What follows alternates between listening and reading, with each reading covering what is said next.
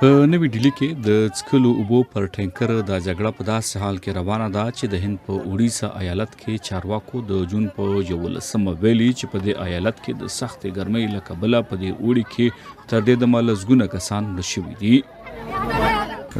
From the beginning of the season, د موسم له پیل راهیسې 41 کسان مړه شوي دي او په اوډیسا کې د مرستو ځانګړي کمیشن د دې پخلی کړی دی. البته نور کسان چې مړه شوي نو د هغو د مړینې وجوهاتو معلومولو لپاره پلټنې روانې دي.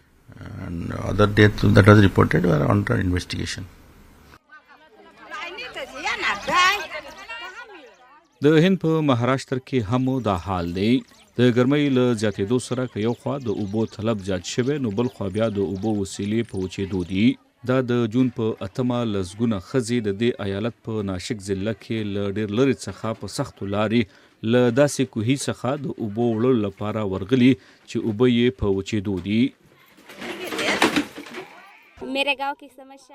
زما کلی د اوبو له سخت بحران سره مخ دی او دلته زموږ ډېرې ښځې له یو بل سره د اوبو پر سر جګړه کوي.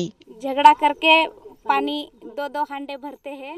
په هند کې 13 اونۍ ګرمي ریکارډ کچې ته لوړه شوې وه او په نوې ډیلي کې د حرارت درجات څه باندې 250 ډیګري سنټیګریډ ته رسېدلې وه.